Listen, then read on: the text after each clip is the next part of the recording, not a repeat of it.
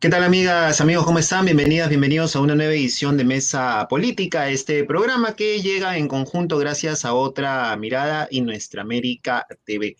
Esta semana el tema principal, que duda cabe, ha sido la crisis que se ha iniciado el día lunes con el inicio de la investigación contra la fiscal de la Nación, Patricia Benavides, indicada por la fiscal Marita Barreto como cabecilla de una organización criminal que estuvo trabajando conjuntamente con el Congreso de la República para incidir en una serie de hechos que buscaban, entre otras cosas, la defenestración de los miembros de la Junta Nacional de Justicia, el nombramiento de Josué Gutiérrez como defensor del pueblo y también la destitución de la fiscal Zoraida Ábalos, quien habría sido la posible reemplazante de Patricia Benavides si es que se hubieran tomado las medidas del caso cuando se conocieron ciertas irregularidades en torno a la fiscal.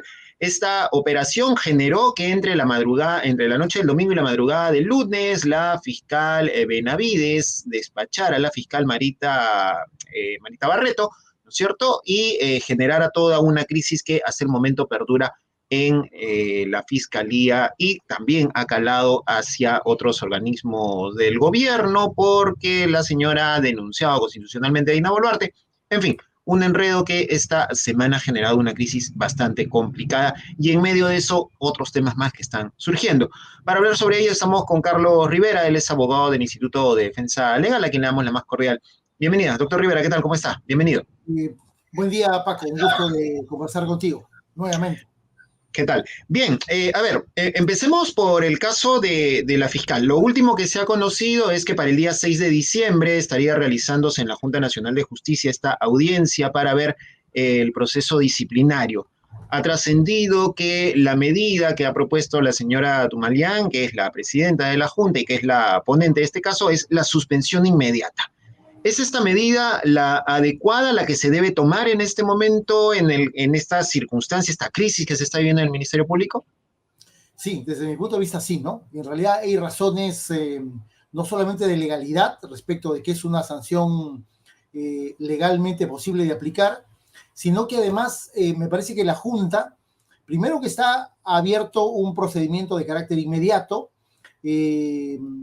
como consecuencia de la gravedad de los hechos de los cuales todos hemos tenido conocimiento el día lunes en la madrugada, que involucran directamente nada menos que a la cabeza del Ministerio Público, a la fiscal de la Nación, la señora Patricia Benavides, en hechos vinculados a la posible actuación y a su posible involucramiento en una organización criminal. Eso determina no solamente una gravedad muy intensa de los hechos, ese delito se ha convertido en uno de los asuntos de carácter penal más graves de los últimos tiempos, porque da cuenta de una comisión constante y sistemática de hechos delictivos, sino que además creo yo que la justificación de la aplicación de una suspensión va por el lado que me parece que la propia Fiscalía se ha acreditado y ha sido parte de las discusiones, análisis de los últimos tiempos, en el sentido de que debido al poder legal y constitucional que tiene Patricia Benavides como fiscal de la Nación, ella tiene la posibilidad de interferir de manera directa y grave en el curso de las investigaciones.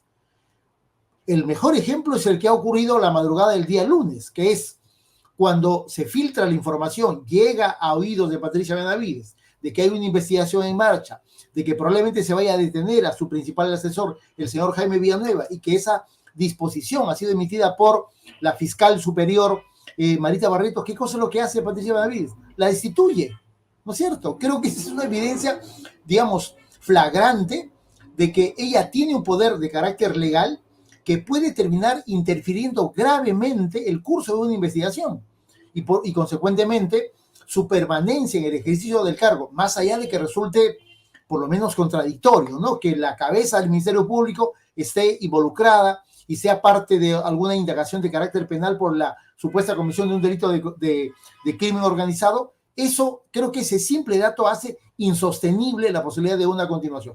Pero esa pregunta o esa inquietud en realidad la respondió la propia Patricia Benavides el lunes por la tarde y dijo: yo no renuncio. Por lo tanto, hay que dar camino a un mecanismo de carácter procedimental, de carácter legal, y ese camino es la suspensión. Nada asegura de que en el curso de las investigaciones contra ella y contra sus asesores, Benavides tome decisiones que terminen de perjudicar o de malograr la investigación o destituir a los fiscales, y por lo tanto esa medida me parece que es la más apropiada en estas circunstancias, ¿no?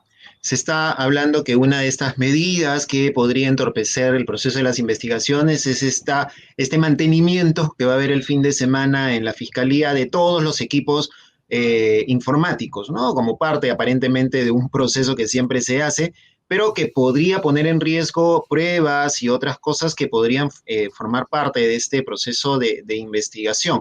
Hay una intención, ya lo mencionaba usted, por parte de Patricia Benavides, de querer entorpecer este proceso, o es simplemente que son casos que están dándose de manera coincidente, o es que en este rubro no hay coincidencia?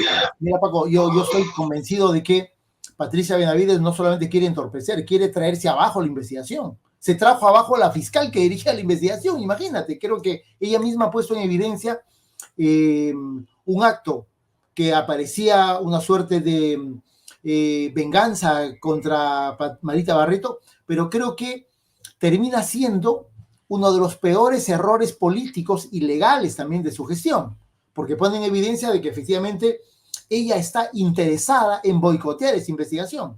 Ella está interesada en enviar un mensaje de represión sobre los fiscales que investigan a las personas que están vinculadas o que han sido parte de su círculo de asesores, y que desde la perspectiva de la Fiscalía han ayudado de manera decidida a cometer hechos delictivos, razón por la cual les ha abierto la investigación de carácter preliminar. Por lo tanto, ahí me parece que la cosa está lo suficientemente clara, ¿no? Pero además yo diría, hay antecedentes de eso, ¿no es cierto? Lamentablemente, el otro caso por el cual ella está siendo investigada, que es las decisiones que ella toma luego de asumir el cargo de fiscal de la Nación, en el caso de corrupción de funcionarios seguido contra su hermana, me parece que es la primera gran muestra de que Patricia Benavides no está jugando a favor de la justicia, sino todo lo contrario. ¿Qué cosa es lo que hizo con la fiscal Bersabé Revilla, ¿no es cierto? Revilla estaba llevando a cabo una investigación contra su hermana, la jueza Emma Benavides, por delitos de corrupción de funcionarios realmente graves, porque se le está imputando el supuesto cobro de altas sumas de dinero para liberar a narcotraficantes. Es un hecho gravísimo. ¿Qué cosa es lo que dijo Benavides cuando estaba postulando a ser fiscal suprema? Dijo que ella, cuando le pregunta esto que ya era un hecho de público conocimiento, dijo que ella en absoluto, en aras de la independencia, objetividad, nunca interferiría en un proceso de esa naturaleza en la Fiscalía Suprema. Y eso fue una de las primeras cosas que hizo, ¿no es cierto? Se burló de la Junta, pero además afectó gravemente el curso de la investigación, porque el nuevo fiscal, el que reemplazó a Bersabé Revilla, en menos de un mes emitió un requerimiento de sobreseimiento. Es decir, a mí me parece que eso es un antecedente de que ella sí tiene el poder de cambiar fiscales, porque ese es el poder que tiene la Fiscalía, el que ocupe la Fiscalía de la Nación, y malograr una investigación. Ya, por lo tanto, me parece que la Junta actúa no solamente en términos legales, sino en términos absolutamente proporcionales a la intensidad de la medida, porque están sacando de su cargo nada menos que a la fiscal de la Nación, pero dada la gravedad de los acontecimientos sobre la base de lo que ella misma ha hecho, me parece que es un asunto necesario en estas circunstancias. Ahora, si procede la suspensión, que aparentemente es lo que va a votar la Junta Nacional de Justicia el próximo 6 de diciembre, si procede esta suspensión contra Patricia Benavides, ¿cómo queda esta situación? Porque en la Junta de Fiscales Supremos, incluyendo a Benavides, son solamente 3. Todavía no se ha cumplido el tema de la fiscal que está en el Jurado Nacional de Elecciones, que ha pedido su reincorporación a la Junta. Pero ¿cuál va a ser la figura? Porque se dice que Pablo Sánchez podría asumir nuevamente. Pablo Sánchez tiene una serie de antipatías por parte de algunos sectores, como la ha tenido Zoraida Ábalos, a quienes acusan de pertenecer a un sector denominado caviar, ¿no? Esta mirada medio extraña que tienen de caviarizar todo. Pero ¿cuál es la figura? ¿Cómo quedaría la Fiscalía de la Nación ante una posible suspensión de Patricia Benavides? Mira, la suspensión de Patricia Benavides va a originar necesariamente, obligatoriamente, un recambio en la cabeza del Ministerio Público, y eso va a tener que ocurrir solamente en los días siguientes a una probable suspensión, a la materialización de la suspensión, digamos, por una razón muy concreta. El Ministerio Público no podría dejar de tener un personaje, una persona, sea fiscal, hombre o mujer, como representante del Ministerio Público. Y ahí en realidad es cierto, hay una problemática porque la Junta de Fiscales Supremos en realidad es un órgano pequeño, son solamente 6 titulares de ese órgano. Y en realidad en este momento solamente tenemos a Patricia Benavides, tenemos a Pablo Sánchez y me parece que a un fiscal más en ejercicio de sus funciones y a la señora Deria Muñoz, que está siendo fiscal suprema, está destacada en el Jurado Nacional de Elecciones. Por lo tanto, es un órgano no solamente pequeño, sino que además reducido como consecuencia de las decisiones que la propia Junta ha tomado en los últimos tiempos, que es la destitución de por lo menos 2 fiscales supremos, ¿no? El señor Rodríguez Montesa y otro fiscal supremo. Eso no se ha logrado superar, es decir, no se ha logrado elegir a los otros fiscales supremos para llenar las plazas de aquellos que fueron destituidos. Pero cual sea el panorama, el Ministerio Público, la Junta de Fiscales Supremos, tiene que hacer una elección, ¿no es cierto? Tiene que elegir a un fiscal y eso tiene que ser de una manera más o menos urgente, porque para comenzar, quien sustituya a Patricia Benavides me parece que tiene como tarea principal o primera la anulación de algunas resoluciones emitidas, como por ejemplo la destitución de Marita Barreto, ¿no es cierto? Totalmente injustificado. Pero también el cambio, por ejemplo, de Yolcia Aburto, la fiscal provincial de la Fiscalía Supraprovincial de Lima de Derechos Humanos, que estaba a cargo del caso Inti y Braya, y que sin ninguna justificación ha sido sacada de esa plaza y ha sido enviada a una fiscalía que hasta la semana pasada no existía. Es decir, hay situaciones que se han estado manejando de una manera absolutamente arbitraria, de una manera abusiva y desde mi punto de vista, básicamente teniendo como objetivo abrir un proceso de negociación con la mayor cantidad de políticos que le pudieran dar una condición o posición de blindaje político a Patricia Benavides. La tarea que tenga Pablo Sánchez, la señora Muñoz, u otro fiscal supremo, me parece, va encaminado en esa dirección, que es un poco restituir la institucionalidad, porque dejar las cosas como están en este momento, gracias a las decisiones arbitrarias de Patricia Benavides, me parece que lo único que va generando en el futuro inmediato es que los casos se van a malograr. Y eso Benavides lo sabe y por eso lo ha hecho. Sumado a lo que ha mencionado, desmanteló el equipo que ve el caso Cuellos Blancos, está desmantelando el equipo Lavajato, etcétera, etcétera. Con todo esto, ¿se puede considerar que Patricia Benavides es una amenaza a la justicia? Sí, sí, mira, y desde el primer día, ¿no es cierto? Es también cierto que Patricia Benavides juega un papel muy importante en la caída de Pedro Castillo, ¿no es cierto?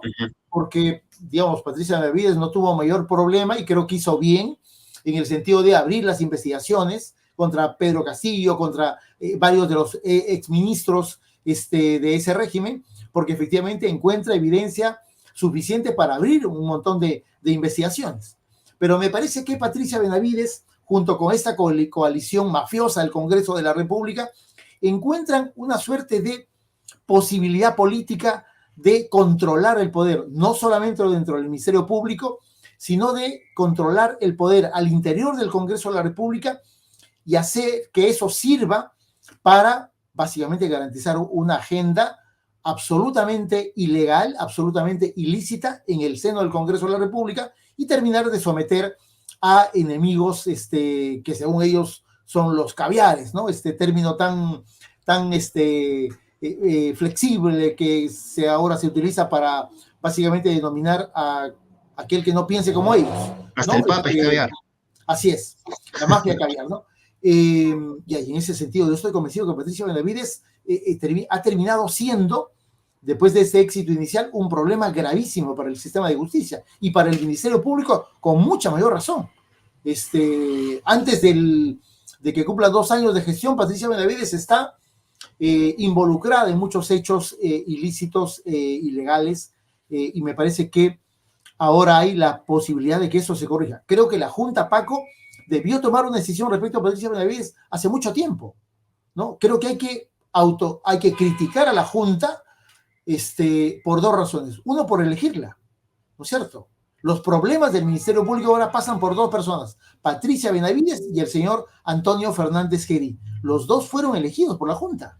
La Junta tendría que en algún momento decir, oye, disculpen, pero nos equivocamos en designar personas o profesionales con este tipo de características. Y lo segundo, la Junta creo que tiene que actuar un poco más rápido. Capaz no me refiero a este caso específico, el último, sino a los anteriores, ¿no? Creo que ha habido, de alguna manera, algún manejo demasiado condescendiente con Patricia Benavides, ¿no? Vuelvo al tema, Paco, en el que capaz tú coincides conmigo, digamos, esta circunstancia, que claro, en el Perú con tanto escándalo casi se normaliza, pero no es posible que alguien que ocupa la Fiscalía de la Nación, ¿no es cierto?, termine de sacar a la fiscal que está investigando a su hermana, coloque otro fiscal para beneficiarla de manera directa y como dicen los muchachos, sin ningún roche, y no pasa nada, ¿no es cierto? Y no pasa nada. Eso es un dato gravísimo en cualquier sistema de justicia en el mundo, y ese solo dato serviría para que al día siguiente esa autoridad sea despachada a su casa, pero acá Benavides sigue empoderada, ¿no es cierto?, manejando el Ministerio Público y con una cobertura política de verdad importante, ¿no? Que es lo que me parece que le permite a ella actuar con esta impunidad con la que ha venido actuando en los últimos tiempos. Y finalmente, como para cerrar todo este panorama, termina apareciendo en escena un actor de reparto que nunca falta, que es Alberto Fujimori. Se ha hablado en estos días de... Sí, es el actor de reparto que nos faltaba. Sí. Se habla del indulto, los magistrados del Tribunal Constitucional, incluyendo el presidente y la vicepresidenta, han dicho, no, nosotros hemos dicho esto, pero tienen que sacarlo de una vez, y el pobre juez de Ica está ahorita con más de 900 folios reventándose la cabeza para ver qué cosa decide, y el sector favorable a Fujimori, el sector conservador, el sector derecha, dice, no tenemos que hacerle caso a la Corte Interamericana, porque solo es una resolución, no es una sentencia, lo que ocurrió después de la aprobación del habeas corpus. Sí. ¿Cuál es la figura? ¿Sale, no sale? ¿Cuál es la figura? Primero me parece magnífico esa denominación tuya del actor de reparto Alberto Fujimori, ¿no? Sí, claro, es una suerte de comodín político que sirve para alborotar el escenario público y político y obviamente para mover todos los medios de comunicación y de repente, literalmente de la noche a la mañana, hacer o pretender hacer desaparecer el tema Patricia Benavides, ¿no? Pero de alguna manera se ha logrado, pero sí hay un problema con la última decisión del Tribunal Constitucional, y es que pretende, sobre la base de un auto absolutamente ambiguo, que no dice lo que supuestamente quieren que diga, liberar a Fujimori, ¿no? El dato concreto es de que el caso Fujimori, el indulto, es un hecho de naturaleza jurídica que no solamente ha tenido decisiones del Ejecutivo, del Poder Judicial, sino sobre todo de la Corte Interamericana de Derechos Humanos, ¿no? Recordemos que Fujimori fue indultado en diciembre del 17, en febrero del 18 se realiza una audiencia de supervisión y cumplimiento de la Corte Interamericana, y el 30 de mayo del 18 la Corte saca una resolución de supervisión y cumplimiento en la que dice, oye, el Estado tiene que cumplir determinados estándares si es que le quiere otorgar un indulto a una persona que está condenada por crímenes de lesa humanidad. Eso tiene su consecuencia en octubre del 18, cuando el juez supremo Núñez emite una resolución y dice, declaro inválido el indulto y carece de todo efecto jurídico. Hasta ahí nos quedamos tranquilos porque en realidad eso significó el retorno de Fujimori a prisión, pero eso no se movió sino hasta el 17 de marzo del año pasado, en la que el Tribunal Constitucional, con otra composición, dijo que desconocía o restablecía el valor jurídico del indulto del año 17. Se actuó rápidamente, se planteó un nuevo proceso de supervisión y cumplimiento de la Corte, y la Corte le dijo, Estado peruano, ustedes no pueden liberar a Fujimori porque ustedes no han cumplido el estándar para otorgamiento de indultos humanitarios que yo he planteado, que además no es nada del otro mundo, es el pago de la reparación civil, perdón público, cumplimiento de un porcentaje importante de la condena y colaboración decidida y eficaz sobre el esclarecimiento de los hechos y la ubicación de los restos de las personas desaparecidas. En realidad no es muy complicado, Paco, ¿no? El problema es de que, como lo hemos dicho como representación de las víctimas desde hace muchos años, si Fujimori solamente hiciera una expresión pública de perdón a las víctimas, la cosa pasa a otra dimensión. Pero, digamos, ¿qué cosa es lo que escuchamos? Caviares nuevamente, ¿no? San Martín escribió una sentencia trucha, lo hicieron en España, es el resultado de los odiadores. Bueno, entonces, que la justicia actúe.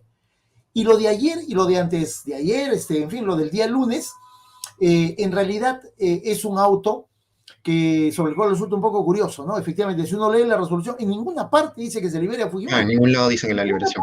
Claro, el abogado, como Pepe el Vivo, no, sí dice, claro, tú ves la resolución y no dice por ningún lado. Lo más grave de esto es lo que afirma Monteagudo, el otro juez que hace un voto singular.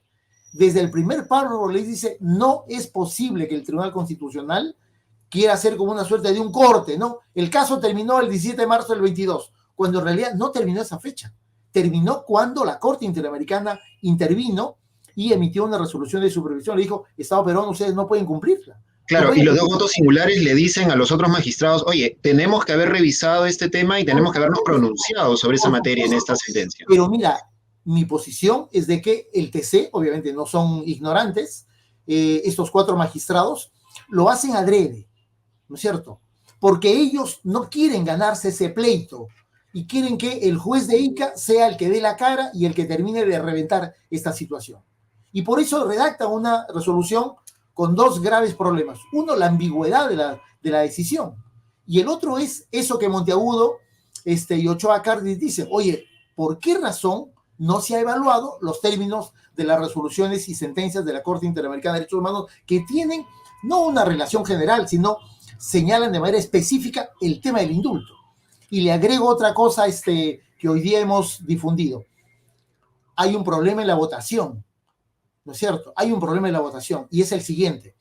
En la primera audiencia de supervisión de cumplimiento de febrero del año 18, hay un abogado que se llama Gustavo Gutiérrez Tixe que presentó un amicus a favor del indulto, planteando un documento en la que sostenía, y ese documento se envió a la Corte Interamericana, sostenía que la Corte no tenía que intervenir en este tema. Bueno, ese abogado es el juez del Tribunal Constitucional y ha votado. Ahí hay un adelanto de opinión, ¿no es cierto? Si tú escribes algo y después como juez tienes que resolverlo, obviamente tú tienes que apartarte de esa votación. Por lo tanto, creo que ahí hay un problema adicional a la conformación de la votación. Sin el voto de Gutiérrez no hubiesen obtenido la mayoría para la resolución que han firmado. Por lo tanto, me parece que es un caso lleno de problemas, pero lo que le corresponde, y finalmente me parece que es lo importante, lo que le corresponde al juez de Ica es, así como dice la resolución, cumpliendo sus atribuciones. Bueno, sus atribuciones son las de dar cumplimiento a los fallos de un tribunal internacional al cual estamos sometidos, al cual del cual somos parte, y el cual ha emitido 2 resoluciones de cumplimiento referidas a este tema, y lo último que dijo era que la liberación de Fujimori no se podía ejecutar. Eso es lo que corresponde. Si no pasa eso y el juez actúa como juez del TC y dice, no, en realidad no me interesa el fuero internacional y simplemente lo libero, bueno, en el día estaremos en la Corte Interamericana, además un tribunal que ya el día de hoy ha notificado una solicitud al Estado peruano, le pide un informe, y eso pone como perspectiva inmediata de que en el caso de que Fujimori sea liberado, inmediatamente la Corte va a llamar a una audiencia, sentará al Estado peruano, a la comisión y a los peticionarios, y estate al 100% seguro que la Corte de nuevo va a decir lo mismo que ha dicho el 18, lo que ha dicho el año 22, y Fujimori tendrá que volver a prisión. Esa va a ser la historia. Muy bien. Muy bien, entonces estaremos a la expectativa de cómo avanzan estos 2 temas y seguramente conversaremos más adelante sobre cómo avanzan estas 2 situaciones. Muchas gracias. Muchas gracias, Paco. Hasta pronto. Carlos Rivera, abogado de IDL, estuvo con nosotros aquí en Mesa Política y recuerden que pueden encontrar estas y otras entrevistas como siempre en las páginas web y en las redes sociales de Nuestra América TV y Otra Mirada. Conmigo será hasta una próxima oportunidad.